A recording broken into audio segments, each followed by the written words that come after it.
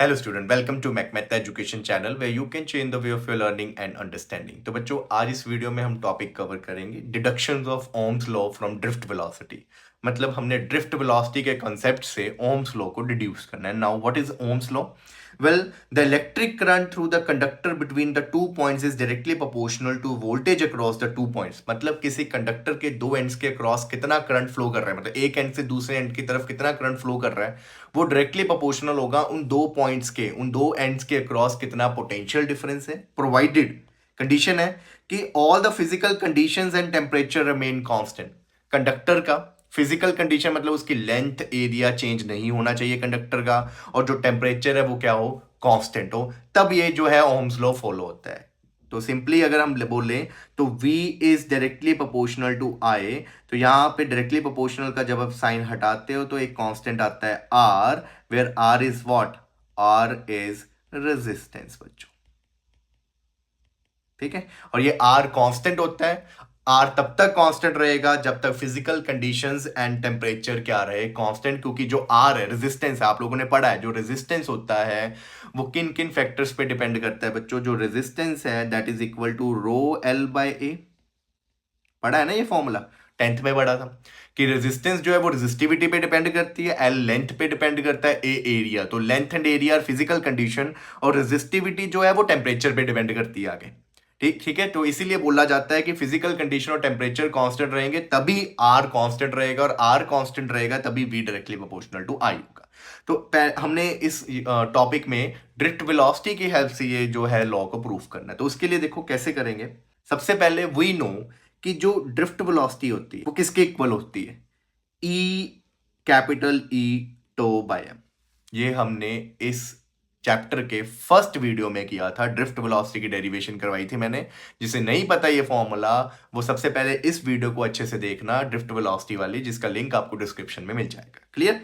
तो अब उसके बाद देखिए बच्चों, यहां पे E क्या होती है, capital E is electric field. अब हमने ये भी पढ़ा है कि इलेक्ट्रिक फील्ड और पोटेंशियल डिफरेंस में क्या रिलेशन होता है। Electric field is equal to voltage by length, पढ़ा है ना फॉर्मूला। तो यहां पे मैं इलेक्ट्रिक फील्ड की जगह वोल्टेज बाय लेंथ लिख दूंगा। लेंथ क्या है यहां पे, लेंथ बेसिकली क्या होती है, इलेक्ट्रिक फील्ड आप ऐसे पढ़ते हो कि इलेक्ट्रिक फील्ड और वोल्टेज में क्या रिलेशन है, is equal to DV by D are.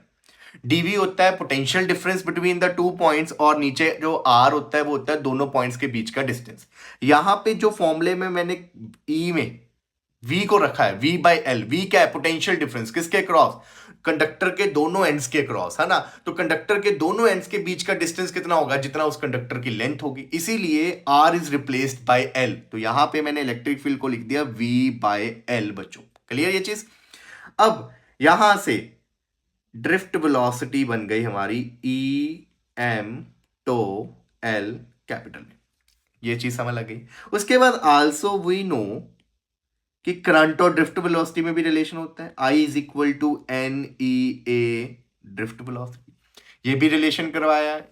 अगर आप देखोगे तो सेकंड वीडियो जो करंट इलेक्ट्रिसिटी डेरिवेशन वाली पार्ट प्लेलिस्ट की सेकंड वीडियो है वो इसी रिलेशन पे है बच्चों। तो जिसे ये रिलेशन भी नहीं आता, no problem, link will be available in description box, आप वहां से देख सकते हो। ठीक है, तो यहां पे अब मैं क्या करूंगा, मैंने यहां पे ड्रिफ्ट वेलोसिटी की वैल्यू को पुट कर दी जो मैंने ऊपर ड्राइव की है, E by M tau L V. अब ऐसा क्यों किया, क्योंकि अगर ओम्स लॉ ड्राइव करना है बच्चों तो वी और आई में रिलेशन ढूंढना पड़ेगा। ठीक है, तो आई और ड्रिफ्ट वेलोसिटी में रिलेशन था, ड्रिफ्ट वेलोसिटी में मैंने पोटेंशियल डिफरेंस ले आया, और पोटेंशियल डिफरेंस और करंट का रिलेशन अपने आप आपके सामने आ गया। ठीक है, तो यहां पे अगर मैं वी की वैल्यू निकालू तो सब कुछ मैंने उधर भेज दिया। ये बन गया आपके पास v is equal to M L N E square A I, और यहाँ में टॉ। ये चीज बन गई बच्चों, देखो ध्यान से। v को मैंने यहीं पे रहने दिया, ठीक है, ये v मैंने यहीं पे रहने दिया, ये एम एल ऊपर चला जाएगा, और ये एन ई ए जो है वो नीचे डिवाइड में आ जाएगा। तो ये बन गया M L I by N E square A tau. अब बच्चों ये मैंने ब्रैकेट में लिख दिया, ये मैंने टर्म्स ब्रैकेट में लिख दी। ठीक है, इफ टेम्परेचर रिमेन्स कांस्टेंट बच्चों, अगर टेम्परेचर कांस्टेंट रहे then all the quantities in bracket is constant. अगर टेम्परेचर कांस्टेंट रहेगा तो ब्रैकेट के अंदर जितनी भी क्वांटिटीज लिखी हैं वो सारी कांस्टेंट रहेंगी। क्या क्या है? एम तो मास है, वो वैसे ही कांस्टेंट है। एल भी कांस्टेंट रहेगा। एन क्या है? Number density, number of free electrons per unit volume. और अगर टेम्परेचर कांस्टेंट रहेगा तो स्मॉल एन कांस्टेंट रहता है, ना नए फ्री इलेक्ट्रॉन्स जनरेट होंगे ना ही वो गायब होंगे। ठीक है, उसके बाद ई चार्ज भी सेम रहेगा। कैपिटल ए क्या है? Capital is area of cross section, वो भी सेम रहेगा। और रिलैक्सेशन टाइम टॉ जो है वो किस पे डिपेंड करता है? टेम्परेचर पे। टेम्परेचर ज्यादा होगा कोलिजन बढ़ जाएंगे, कोलिजन बढ़ जाएंगे तो रिलैक्सेशन टाइम कम हो जाता है। ठीक है, पर हमने बोला टेम्परेचर कांस्टेंट है तो रिलैक्सेशन टाइम भी कांस्टेंट है। It means all the terms in the bracket are constant. तो मैं क्या लिख सकता हूं कि इससे ये पता लग गया कि v is directly proportional to I, क्योंकि ब्रैकेट वाली टर्म्स तो सारी कांस्टेंट है, वो डायरेक्टली प्रोपोर्शनल में चलेगी। क्यों? सही बोला ना? तो अब बच्चों यहां से हमें ये पता चल गया कि जो हमारा कांस्टेंट रेजिस्टेंस है, कांस्टेंट क्या होता है? डायरेक्टली प्रोपोर्शनल में जो कांस्टेंट आता है वो क्या होता है? तो ओम्स लॉ के अकॉर्डिंग रेजिस्टेंस। तो इसका मतलब जो रेजिस्टेंस है वो किसके इक्वल हो गया? जो टर्म्स ये ब्रैकेट में पड़ी है बच्चों, ठीक है, जो ब्रैकेट में टर्म्स है वो रेजिस्टेंस के इक्वल हो गया, क्योंकि resistance is the constant of proportionality in Ohm's law. और हमारा कांस्टेंट ऑफ प्रोपोर्शनैलिटी ये ब्रैकेट वाली टर्म है ये। तो यहां पे मैं रेजिस्टेंस को लिख दूंगा, ब्रैकेट वाली टर्म क्या थी? ml_ne²a टॉ बच्चों। So this is the formula, another formula to calculate the resistance of a conductor. ठीक है, आल्सो वी नो कि रेजिस्टेंस किसके इक्वल होती है? रो एल बाय ए बच्चों। तो अब इक्वेशन 1 और 2 को अगर आप कंपेयर करें, कंपेयरिंग इक्वेशन 1 एंड 2, हमें क्या पता चल रहा है? देखिए, हमें यह पता चल रहा है कि जो रेजिस्टिविटी है that is equal to mne² tau बच्चों। जरा ध्यान से देखिए, ये L इधर भी है, ये A इधर भी है, तो रेजिस्टिविटी जो है वो किसके इक्वल आई? ऊपर वाली टर्म में जो बची चीजें mne² टो, इसीलिए रेजिस्टिविटी को क्या लिख दिया हमने? mne² to. ठीक है, तो रेजिस्टिविटी का ये फॉर्मूला आ गया बच्चों। अब आपको पता होना चाहिए कि जो रेजिस्टिविटी है, किसी भी कंडक्टर की रेजिस्टिविटी का फॉर्मूला इज m/ne² टो। तो रेजिस्टिविटी जो है वो किन किन फैक्टर्स पे डिपेंड करती है? नंबर 1 नंबर डेंसिटी पे, ठीक है, जो स्मॉल n है, एंड नंबर 2 रिलैक्सेशन टाइम। इन दो फैक्टर्स पे हमारा रेजिस्टिविटी डिपेंड करती है बच्चों। इसीलिए बोला जाता है आपको कि resistivity does not depend upon length and area. Resistance depend on length and area of conductor, but resistivity does not. Resistivity only depends on these two parameters, number density and relaxation time. और conductivity की बात करें तो conductivity क्या होती है? Conductivity is sigma which is equal to 1 by resistivity. Resistivity का reciprocal होती है ना, तो आप इसका रेसिप्रोकल कर दीजिए 1 बाय रो। तो रेजिस्टिविटी का रेसिप्रोकल करेंगे तो ne² tau by m, this is the formula of conductivity. Clear? तो आई होप आपको ये आर्टिकल समझ लग गया होगा।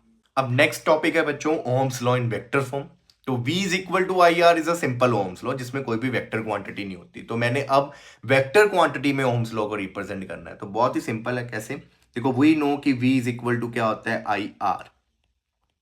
और r किसके इक्वल होता है? रो एल बाय ए, है ना।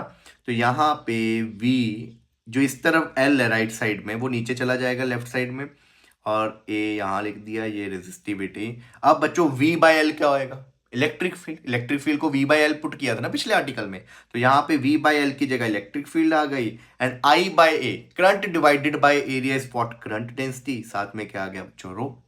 क्लियर ये चीज? अब यहां पे वेक्टर फॉर्म की बात करें तो इलेक्ट्रिक फील्ड भी वेक्टर क्वांटिटी है, करंट डेंसिटी भी वेक्टर क्वांटिटी है। सो this is the vector form. अब इसे ऐसे भी लिख सकते हो आप, ई वेक्टर जे वेक्टर रेजिस्टिविटी। कंडक्टिविटी क्या होती है? रेजिस्टिविटी का रेसिप्रोकल। तो मैं रेजिस्टिविटी की जगह लिख सकता हूं 1 बाय कंडक्टिविटी, क्योंकि ये एक दूसरे के रेसिप्रोकल होते हैं ना।